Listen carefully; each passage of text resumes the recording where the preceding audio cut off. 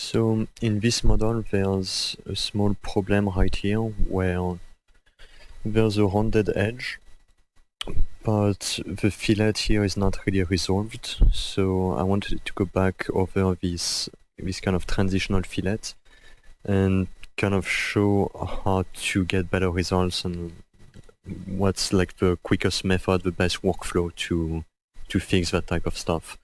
And so originally I had showed this image, but it was kind of confusing because it doesn't explain how it's made. So I'm going to go through the workflow of how you go from something like this on the left to something like that on the right. So I'm going to go really quickly and just clean up this file and just kind of hide everything I don't want to work with, which means everything here except the red layer, this one, okay? So I'm going to go in and the first thing I'm going to do is change the layer color to black, because it makes everything easier to see when it's that color. And I'm going to select the object, and I'm going to explode the top, and I do not want to see that, so I'm going to go up here and hide the selected objects. So right now I'm just going to work with this transitional fillet here, this ball corner. And so the first thing I'm going to do is go from the side view, and let's go under the wireframe. I don't know why it's this way, it should be wireframe everywhere. Something with the top view, we should use a wireframe so we can really see the construction of this object. I'm going to go on the right side, and the first thing I want to do is check where this would intersect if there was nothing. And yeah, let's see what happens if we create a straight line, select the line, scale it,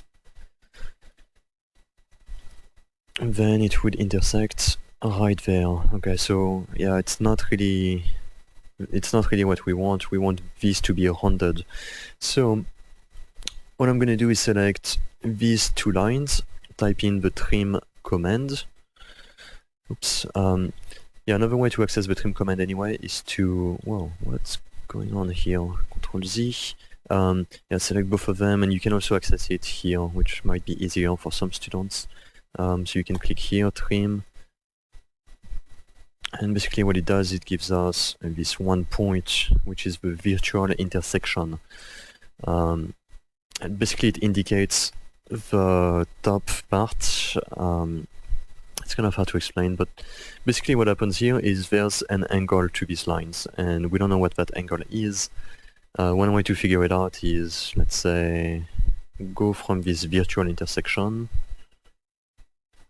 expand it, we make it something like that, okay, and let's say we have a line which from the center of this circle goes all the way up to the edge, whatever dimension this is. Like, I don't really care at this time.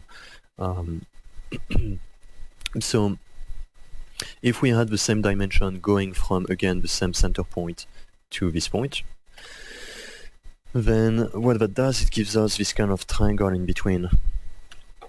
And the reason why that's important is because this triangle gives me a midpoint, and that midpoint is the same angle on the right side as it is on the left side. So just to illustrate that better, I'm just going to go in and say the angle under the drafting is, wow, that's really large. It's 84.41. So if you measure it from this side to the left side, I guess it's going to be this one line right there, this angle is going to be exactly the same, 84.56. Okay.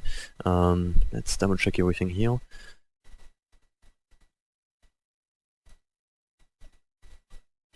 I don't know why there's two lines, that does not make sense, and the dimension is the same, yeah.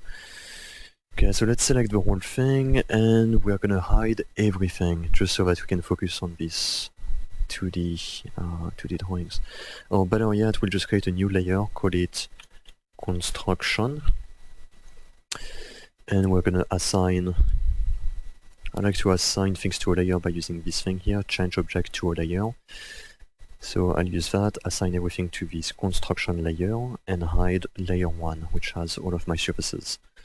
There seems to be a lot going on here, so I'm just going to go from the center point to the midpoint. Okay.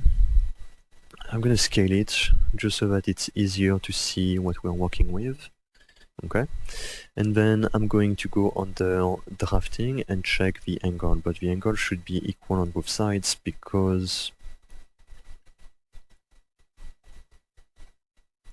here we go. Yeah, it should be equal on both sides because that's the center, you know, it's just the geometry, you know, it's just the geometric property of this triangle. If you're using a circle, if it shares the same center point, then obviously, you know, it's gonna work out this way and the angle would be the same on both sides. So, moving on. Once you have that, what this gives you is whatever dimensions you have here, 0.28, you can get the same dimension right here, from here to there. And I forgot why that was important. I guess it's mostly like to create a spacing that is consistent. Yeah, what I really wanted to get out of this was a circle that shares 3 different points. Let's see, what about this one, circular? I think it was... should be the 3 points. Tangent, tangent. Maybe this one. So what does it say? Tangent curve.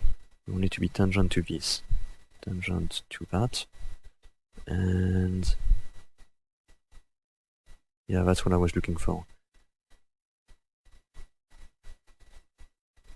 Much better. So now we have some kind of reference of the type of fillet that we're gonna get. Now this is just really rough, but it gives us something to look at and work with. Basically what I'm looking at is these 2 lines and this radii. This would be a really nice radii, but that's not the final type of radii we're gonna get. What's more important is these 2 lines. But to work with these lines, we're gonna have to scale them. And then everything else I could technically delete it, but I don't have to because I can just add what I want to work with inside the layer I want, which is layer 1, and hide everything within the construction because we don't need to look at it anymore. And that's what it does. It gives me these 2 lines, and I know that I could easily get something round in between these 2 lines, in between these 2 surfaces. Now, one thing that's kind of weird here is if I trimmed everything, then I would get some weird results right there. So this line is really nice here, but this one might not do what I wanted to do. So just to make my life easier, what I'm gonna do is make a tangent line. Yeah, let's just do that. So I'll make a tangent line from the virtual intersection, which we had right here, to here. Okay, I'm gonna hide the construction, so now I have a single curve. And I'm gonna make a new line. Oh, that's a polyline. So you want to type in line, okay. And then here it gives you a bunch of options, and you can use perpendicular. Now another way to get the same feature, I'm gonna escape. Another way to get it is under the curves, line, and you can go straight to perpendicular from curve. That's one I want to use. And so I'm going perpendicular to this new line, and I want to make sure that at that point right there, it can't go past it, so it's gonna have to go this way, but also at this point right here, we want to go past it. So something like this should do the job. And so what it's going to do here is it gives us enough gap right there to create a nice transition, and a nice gap at the top to create a nice transition. So with just these 2 lines, we should get a super nice transition. So I'm going to delete this one. And at this point, all I have to do is use this line. I'm going to scale it. I like to make lines bigger than they need to be so that it's easier to see and it allows me to trim in an easier way. So I'm going to select everything and explode it before I trim it, and then just use the trim feature again. You can type it in, or you can look for this option, which I don't use very often actually.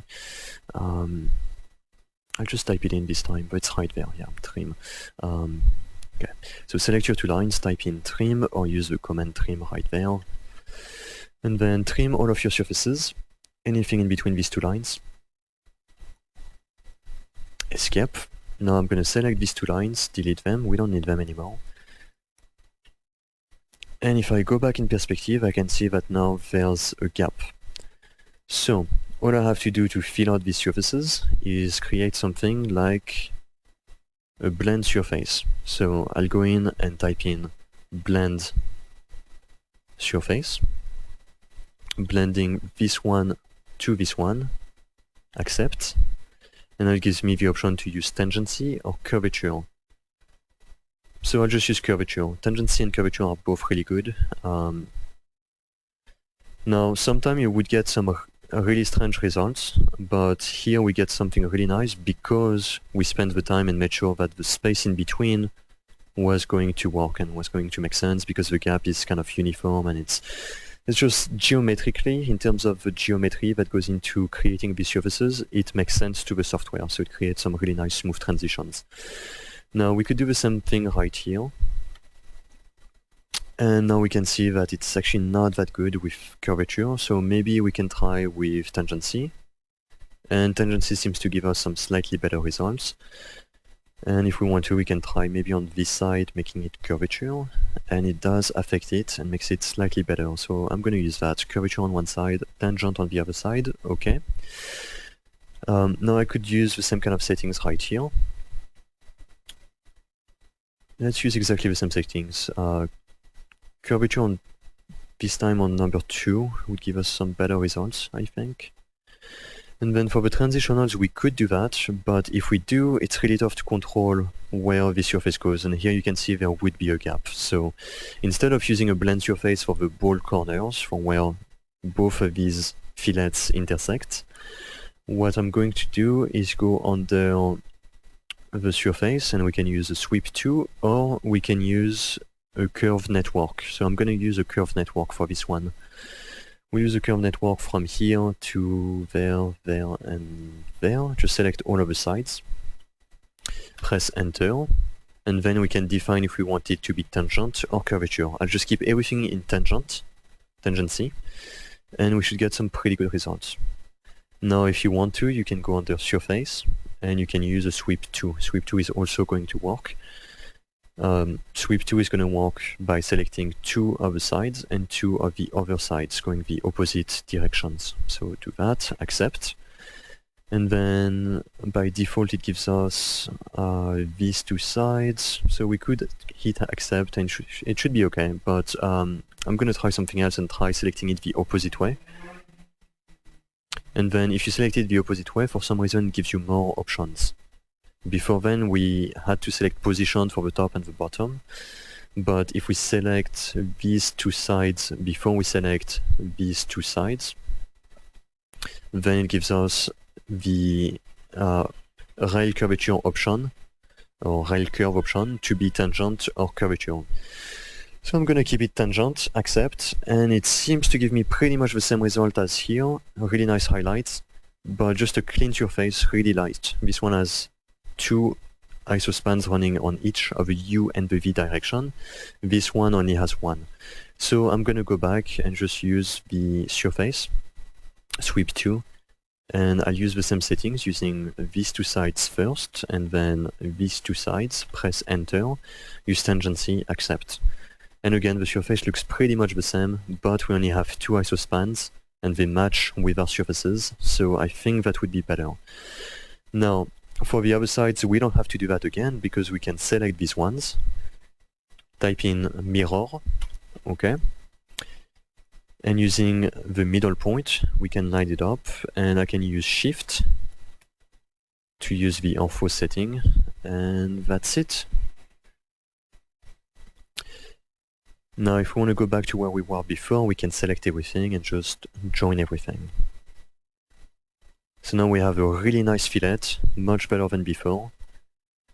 And we just created some really clean transition, we created a clean transition. Now it's not perfect. Maybe one way to improve it would be moving this line even further, because here it seems like it goes almost up before going straight.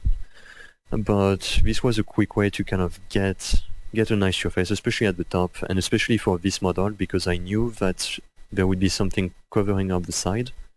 So none of this really matters underneath. It's all about this one corner right there, and this corner looks really nice right now. So that's it. That concludes this video, and then the same method would apply right here if you wanted to do it. But this kind of concludes the basic method to create this transitional surface right here for this ball corner. So I hope this is helpful, and that's it for today.